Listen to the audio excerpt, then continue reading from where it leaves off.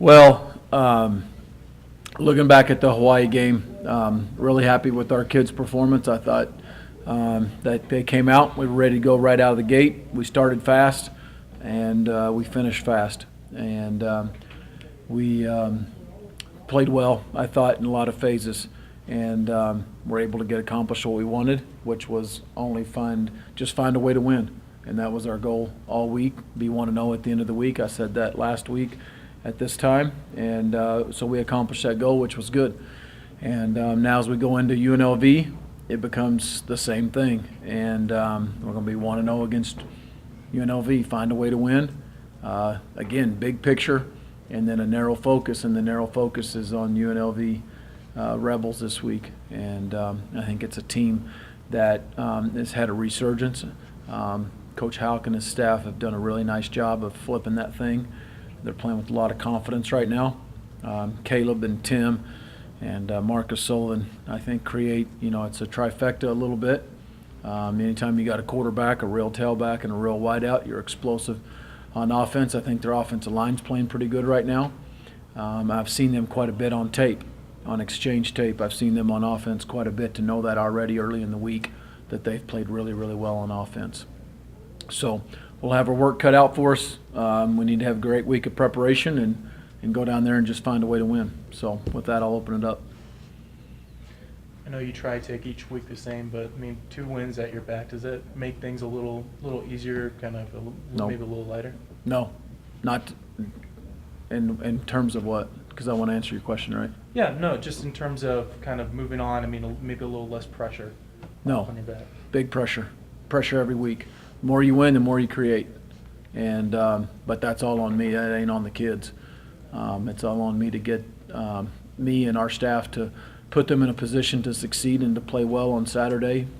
I think the only thing 2 wins gives us is a lot of confidence in this, and maybe some revised schemes, confidence in some new players, and confidence in results. And I think when you prepare right, you play right, and it breeds confidence. And then I think the more confident you are, hopefully the better you play. But it doesn't, each week gets bigger and bigger. Well, if you do become 1-0 this week, you'll become bowl eligible for the 3rd straight year. Being a former player, now the head coach, what does that mean to this program if that were to happen? Well, first of all, it'd be huge for the program. Back to back to back, first time ever, 121 years of Utah State football history. I think that's big. But I haven't talked one time about this year about being bowl eligible. Not one time have I ever said that. No offense to the bowl eligibility number, but that's nothing that we've talked about. We've talked about, from a big picture standpoint, in January of competing the right way and training the right way to get to November and be in the middle of a Mountain West race. We're in November and we're in a Mountain West race, and we're right where we want to be. A little bit different avenue. We had some roadblocks. We had some potholes. We had to sidestep a few. We had to revamp the plan. We had to pull together, and we faced a lot of adversity, but here we are. We're 4-1 in the Mountain West, and we're right in the middle of a race. That's a byproduct of it. That's awesome. After watching film with Darryl, any added critiques or thoughts from the game on Saturday? I thought he played really efficiently. I thought he played well. I think he's got a lot of room for improvement. And he'll continue to see things. It's evidence. That's 2 weeks worth now. It's evidence for him of things that he's doing really, really good and really right. I really like the way that he's patient in the pocket. I really like the way he's throwing the ball 5 rows up in the stands when nothing's there. And we're going to clean up some technique stuff, a couple things from a read progression standpoint with him, and hopefully he'll make those corrections, during the week and continue just a little bit of improvement each and every week for him. What kind of defense does he go against in Vegas this week? Anything different than what you've seen or the way they play? Well, they're 4 down front. They're going to mix man and zone a little bit more. Last week was predominantly man, and they mix their pressures in. I think they do a good job of being sound schematically. So a little bit more of a balance I would say, with this defense as compared to the last couple weeks for him. How much has the timing with the receivers kind of helped the progression of this passing game? Oh, timing's huge. Timing's always big in the passing game, whether it's with receivers or it's with quarterback in his footwork, in his launch point, in the protection, keeping the quarterback clean. All the timing issues are very, very critical in passing game. How about Fackrell, defensive player of the week? That's really good really happy for Kyler. It's very well deserved. He's a playmaker. We always say around here, players make plays. He made a huge one, and it changed the momentum of the game. I thought it was checkmate, and thought the game was over at that point. And great play, tremendous athletic ability, and desire to finish that play off.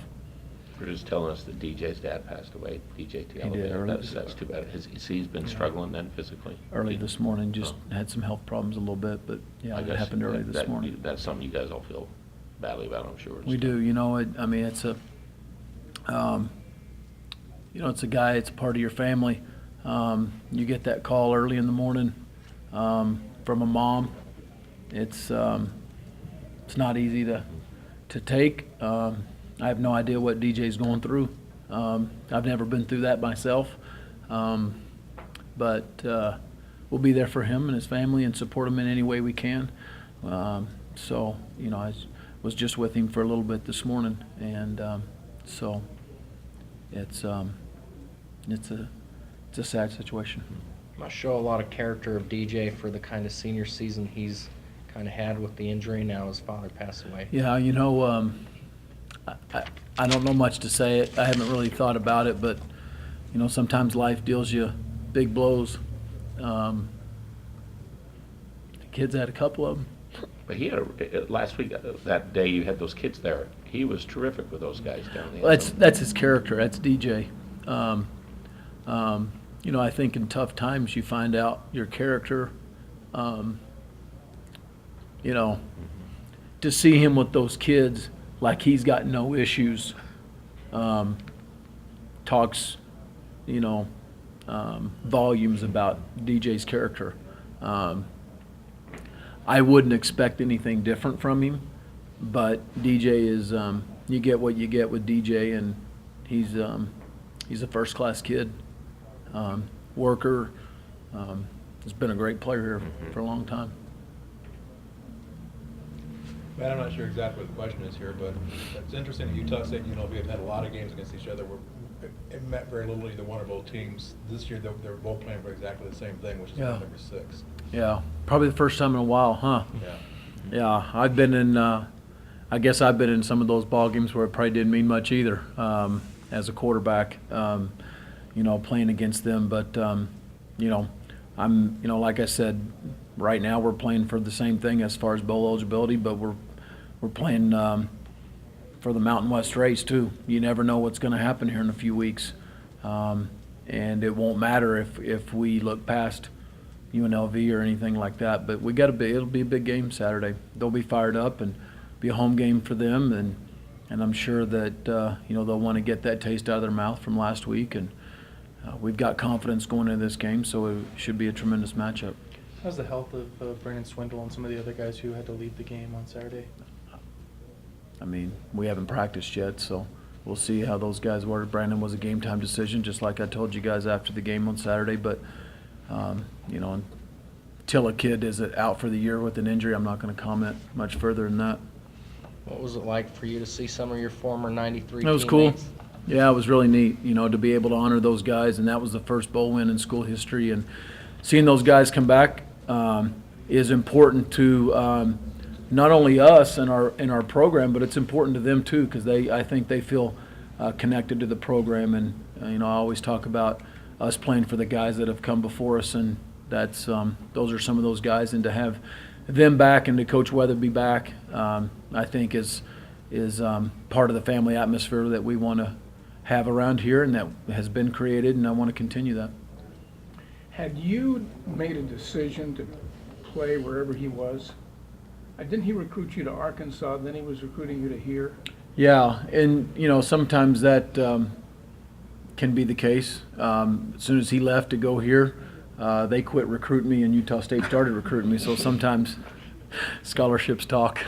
You were the first name he mentioned in his press conference when he got introduced. Yeah. That first question he got asked about recruiting, your name was the first name that came out. You know. Is that a question or a statement? Statement of Since it came up, I thought I'd mention it. Turnover margin, you guys are leading the Mountain West with +7, and it's really been big in the last couple of weeks. What has changed there? What has the defense done to really kind of up some of those advantages? Well, I think you look at turnover margin, it's a combination of multiple things. I think it's defenders catching picks, although we dropped one. When you have that opportunity, it strips and rips and things that you're getting your hands on the ball. I think it's an emphasis from an offensive standpoint on protecting the ball, which goes right over into special teams, the guys that are touching the football, whether it's kick catchers, punt catchers, those kind of guys. We put a big emphasis on that in pre-practice, and I think it's starting to pay off. I mean, you talk about special teams player of the week. Jake Thompson kicks everything but one in the end zone for touchbacks and kicks like forever all day, and then comes out and does that. I mean, that's as good a special teams performance as you've had from Yeah, one just guy. really, really happy for both those kickers. I said that Saturday. Nick was money. He's very, very consistent, and we protected him. Jake came in to hit the 52-yarder, which was huge, not only for us as a team at that point, but for his confidence as well. We've been doing those in practice, and he's been the long field goal kicker all year. We just hadn't had that opportunity. And then he's been a weapon since the very first kickoff against Utah. He's been a model of consistency as far as kicking the football off. Is 50 yards automatic to send him in there, or is that a weekly game? It's a little bit, Bob, it can change a little bit in pregame, but it's always been right around the 50 mark. Looked like it could have kicked it farther. That would have been good from 60 plus, where it hit on the net and where it finished. His adrenaline for his first one. Was no question. I just told him to kick it smooth. It's a smooth 7-iron. We're going to hit 3 irons off the kickoff, and we're going to hit 7 irons One on iron's long. off the tee, right? Well, I'm the only one that hits a 1 iron now. Jake doesn't want anything to do with the 1 No. iron. I already asked him that once. This defense coming up in second straight week, they've allowed only 10 points. I mean, what do you feel like that says about this unit and how they've kind of reestablished themselves since those 2 tough losses? Well, I think we've all reestablished ourselves after 2 losses. I don't think we played well in any phase during those 2 losses. And I think the defense really probably, let's put the Utah game out of it, from the Air Force game on, has played really, really solid. I think the last 2 weeks it's been solid performances against 2 completely different types of offenses. And so that's the performance I expect out of them. They expect out of themselves, and hopefully we'll keep playing like that.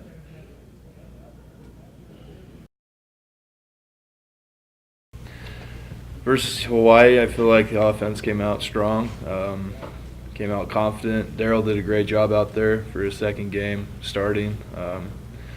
It was obvious that the receivers got a full feel of how he is and how he's going to be playing from now on, and it really showed out there while we were playing.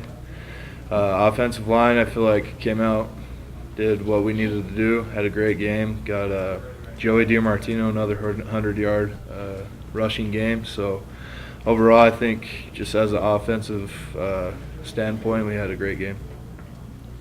His patience standing back in the pocket really stuck out for a freshman, and a lot of that had to be he really felt confident in you guys to be able to stand back there and look like he did, because he did that a lot. Yeah, no, definitely. It's a little different being able to have a guy just sitting there, but for a freshman, I mean, he did a great job. We just watching him, even with guys, 2 or 3 yards away from him, and he's just sitting in there holding tight, and he makes plays, throwing the ball down the field. Being able to watch him in practice, kind of digest the playbook and be able to execute more of it. I mean, what have you seen in terms of his progress? What's impressed you the most? Just the reads that he makes with throwing to receivers. We look down the field and there's guys covering him, but somehow he finds a way to find that pocket between the defender and the receiver, and he hits it. What did you think when you saw Kyler running down the field for that touchdown? I was thinking, no way. I don't even know how that happened. I was sitting with the old line. We were talking about the previous drive that we had, but I look up and all of a sudden Fackrell's on the 50-yard line. No one's around him. I didn't know he had that much speed. Aren't you glad he bailed out the offense from giving up that interception? Yeah, to no, go- yeah, that's yeah. a- We throw a pick, but we'll get a pick six. So I mean, we'll take it. You know, the rushing game has really gotten established in the last few with Joey. I mean, what have you guys worked on in terms of, it sounds like talking to Coach McGibbon, worked on being more physical and setting the line of scrimmage a little harder. Yeah, being physical is always a huge point of emphasis for us. Also, just, technique, you think that it's not really that much of a big deal for offensive linemen, but really once we have our technique set down, we get low, we get pad level, hands inside. I mean, it makes a world of a difference when it comes to making run blocks. What do you see from this UNLV defense compared to maybe last year when you played them? They're a lot more physical, a lot bigger. A lot of guys have developed, and they're athletic. They fly around. I mean, they were a great defense last year, but they're a lot more athletic and a lot more physical from what I've seen. Yeah, their comment was something like they didn't really see our real defensive line in our game. It's Yeah. like the guys got more healthy as the year Yeah. went on and played more and Yeah, stuff. no, like they that. gradually got better and better as we have this year as the offensive line. So I mean, there's always room to develop. There's always room to get better, and it's clear that they have. They had that one linebacker last year that was Yeah. everywhere, that Yeah, low no, two-leg guy definitely, and yeah. all that. Do you see somebody like that for them, or are they more of a collective better unit? do you think? I think just they're a collective. They're one unit out there. There's no really weak points that you can see off the bat. We just got to start watching more film and see what weaknesses we can find. 1-0 against UNLV, you're hearing about that, but that would be the 6th win. Yep. That's important, right? Definitely, yeah. 1-0 is what we're always focused on each week, but getting that 6th win is huge. Just knowing that we'll be bowl eligible and everything. Did you ever imagine when you got here, I mean, knowing where the program was, that 3 straight years the Aggies could be bowl eligible? I mean, we always wanted that to happen, but knowing that we're actually in the position now, it's one of the best feelings knowing that I was actually fortunate enough to be a part of it. I think I read in the notes that senior class is 27 wins under its belt, and that's a program record. Yeah. What does it mean to be able to achieve that and be a part of the winningest senior class? It's huge. I mean, it's been a real long journey for a bunch of us seniors coming in, going only 4 wins first 2 seasons, and then just exploding after that. It's been fun, and we just want to keep setting that record, and so no one else can catch us. 2 more home games. Is it kind of weird to think that every time you play, it's going to be one of the last times? Yeah, it's bittersweet. It's been a great career here, and knowing that I only have 3 games, 2 home games left. I mean, it's going to be tough letting go of this program and watching them carry it on after. All right. I mean, obviously when you hold a team to 10 points, you played pretty well on defense. I think overall, there were definitely some things we can fix. They were able to get kind of a running game going where they hadn't really been able to in other games in the season, and that was part of us focusing on their pass, because that is that's what they did the majority of the time. That's what they've been doing. That's what they're good at. But they were able to get a little bit of a run game going on us, which we're not okay with. And then in the pass, I think we defended the pass really well. I think we rushed the passer pretty well. I think sometimes we got beat. The one touchdown pass, we got beat deep. But this man-to-man coverage, their guy made a play. So it was just a good play by them. But overall, I think the defense played pretty soundly. 2nd straight week, you guys allow only 10 points. I mean, what do you kind of take out of the 2 losses before that and transfer into these last 2 games and how the defense has performed? I think, definitely needed to answer the call. We did not perform well against BYU especially, or against Boise State. And so, we knew there was things that we needed to change. And no matter what the offense was doing, 31, 30, in the 30s, that amount of points is not okay with us. So, we got the coverages right in the back end, and we got, the D-line and everybody really, focusing on putting pressure on the quarterback, which has been, a big thing.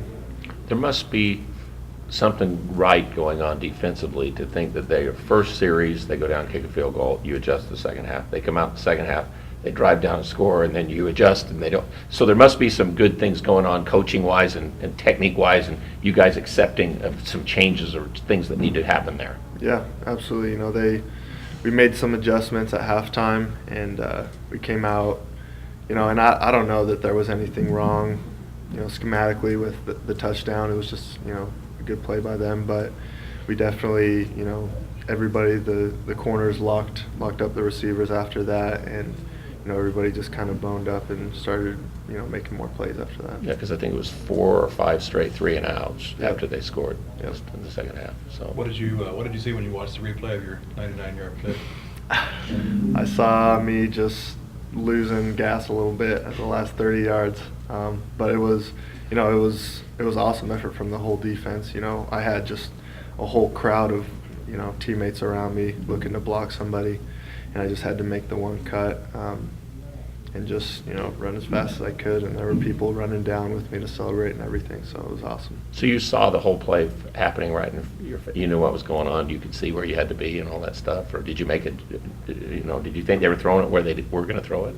Oh, yeah. I mean, that was my responsibility, so that's where I was going. And then the quarterback let go of it, and I could tell it came out of his hands a little bit high, and just went up and tried to make a play on it. We'll talk about being named the Defensive Player of the Week in the league. It's a huge honor. It's the first time this year, and I'm really excited about it. I didn't think that I was having an especially spectacular game. The pick definitely helped get me that honor, but there are a lot of great players in this league, and so it's a huge honor for me to be named that. We went through it all yesterday. It sounds like it's 49 years since somebody has had an offensive touchdown and a defensive touchdown in the same year. How do you like being in the Aggie record books that way for that many years and stuff? I didn't even know that, but that's a huge honor. There have been a lot of great players, and it's been fun to go to the other side of the ball and try and help out, produce where I can. So and then the defensive touchdown, again, it was awesome, and it was a total team touchdown, getting me all the way to the end zone. With all that's happened with the tight ends lately, haven't you been lobbying to get more time on the offensive side, or haven't you been telling them to get you going there again? Or? I don't know. I'm a defensive player now. I played offense in high school, but I definitely prefer defense now. And obviously in certain packages, I would like to, be able to contribute. But I'm a linebacker, and that's the position that I play, and that's where I want to be. The linebacking group comes in as really, seen as the anchor of the unit. How would you evaluate, 3 games left, how the linebacking core has kind of lived up to its reputation? I think Jake, he's somewhere real high in the whole FBS in tackles, and I think he leads the conference in tackles, or is behind the San Jose State backer. But there's been a lot of production out of those guys, and I think we've done a good job. But I definitely think that other areas have really stepped up. Maurice coming in, his first year back, playing safety, a new position. He's done a phenomenal job, and Nevin and Tay stepping up, moving from safety. I think everybody's done a great job of stepping in and making big plays when it was their opportunity. This is a much different UNLV team than what you saw last year. What do you see from the Rebels this year compared to the last game you played against? The quarterback is different. He's a different guy. The last year he was kind of big, more of a pocket passer. guy they have now is, a lot more athletic. He can move around in the pocket and make plays with his feet as well as his arm. But they're good. They were good last year. They're good this year. They have a lot of talent at wide receiver. They have a good running back coming back. And their O-line, they're big and physical. So it's going to be a challenge. They're a really good team. What is it about Cornette that makes him a good running back? He's really, obviously he's pretty fast. I think he has, good vision. We haven't had the opportunity to watch a whole lot of film, but we played him last year, and he has good vision, and he just, if he sees a hole, he'll go one step, and he's trying to get yards. So, it's going to be a challenge. It looked like last week San Jose State was going to go the way that you guys were going against Hawaii, but UNLV kind of fought back. And do you see guarding against that kind of late surge as another thing you have to worry about again this week? Yeah, absolutely. And, like you just said, Hawaii is one of those teams. They did it against UNLV. They did it against Fresno State. And so the coaches were pounding that, preaching that when it was the fourth quarter. And so, against any team in the Mountain West, it's a really good conference, and so you can't let up for a second. You have to play all 4 quarters, and that's what we're going to do. Against Hawaii, I think special teams was a huge part of that game, as always. Offense, defense played great. Special teams came out there, and we did our part, as always. There's 3 parts to every game. The punt team went out there, executed like we were supposed to. Kickoff team went out there, got touchbacks. Pinned the team in their own red zone. The field goal team went out there, executed the way that we were supposed to. It was nice to see Jake Thompson go in there and boot a 52-yarder for his first career field goal. So I expect great things from him in the future. If he keeps working hard, he's going to be a very valuable asset to this team, as with the other specialists as well. I thought all sides of the ball played very well, and it was really nice to see us come out with a victory over Hawaii, especially at home. Well, go ahead. So go ahead. I was just say, considering the blocks that had happened in the previous games, how important was it for the special teams to go 4 for 4 this week? Definitely a big confidence booster. To just go out there and watch the line execute it the way that they can. And as far as us, the snapper, the holder, and the kicker, getting our timing down, doing our part as well, and seeing as a unit execute the way that we should is really nice to just go out there and just have a nice flow game and put points up for the offense. That first extra point. Didn't they get a piece of that? Didn't they get a piece of that? What was going through your mind, and what was happening on the sideline after that? Going through my mind, just kick it as hard as I can, cross my fingers. It's definitely startled me a little bit, but it went through, and that was nice to see. So. But that it didn't affect your feelings towards your next kick or anything like that in the game, or did you think about that you've got to be faster or upper or what? Fortunately, part of the training of being a kicker, you have short-term memory loss. So That's good. You forget about it and then just move on to the next one. That's what all the coaches preach. That's what they teach us, and that's part of our mental training as far as specialists go. That field goal that Jake kicked, was it sort of your impression that if there was going to be a field goal beyond 50, that he was going to be the guy to do that even before he went out there? Definitely. Going through fall camp and the first part of the season, we focused on having 2 place kickers, one covering the longer field goals, 50 plus, and then having myself cover 49 and in. Kid's got a really strong leg, so we were all really confident that he could make them in practice. The kick was cleared by several yards, so we were all confident that he was going to make that kick. What distance have you seen him kick in practice? Seen him kick in practice? I haven't really seen him kick too much. We're limited by the field space that we can, but from that ball alone, he could probably hit at least 5 yards past that, maybe even 10. Now you kind of know the feeling because the first kick you got was a long one and made it and that kind of stuff too Yeah, in your definitely. career. So did you think about yours when he made his or something? Yeah, it was almost identical. Mine was on the left hash at 53 yards. His was down the center at 52. Both long kicks. That's got to be exciting for any place kicker just starting off, especially for his first kick in college at the Division I level.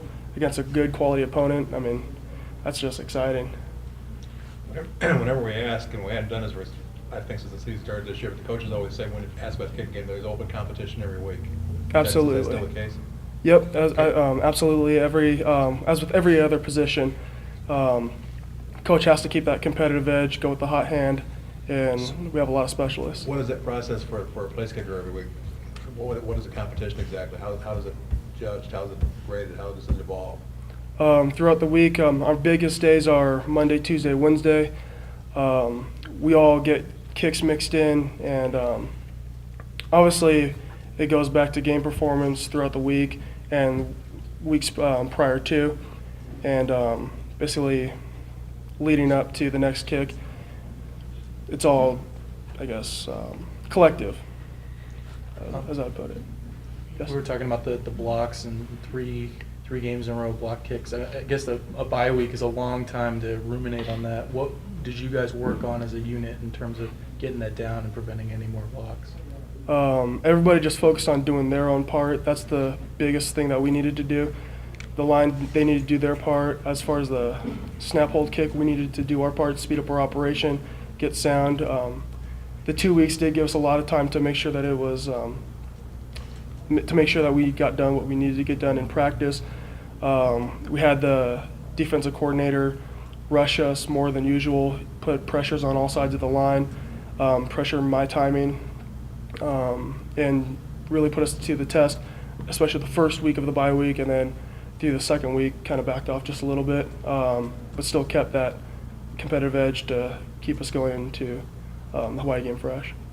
What's been Coach Unger like to have as a special teams guy? I mean, it seems like, you had Coach Bush for quite a while. What's it like for Coach Unger to be in charge? Two completely different coaching styles. Two very completely different coaching styles.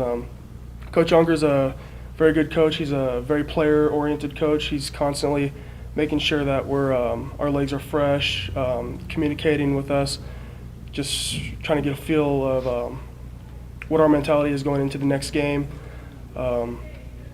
Really good coach. I have a lot of respect for him, and happy that he's coaching us. So. And with the win on Saturday, you guys become bowl eligible for the third straight year. What does that mean to you and also to the program? I can't even begin to tell you what that means to this program. From stories from what I heard, I mean, it's a really big deal, not only for the program, but for the school and for this community as well. Just listening to everybody talk, the positive vibes that are going on around not just on campus, but around the community. It's really special to be a part of it. I'm very fortunate to have that opportunity to be a part of what's going on here at Utah State. Anything else for Nick? Thanks, Nick.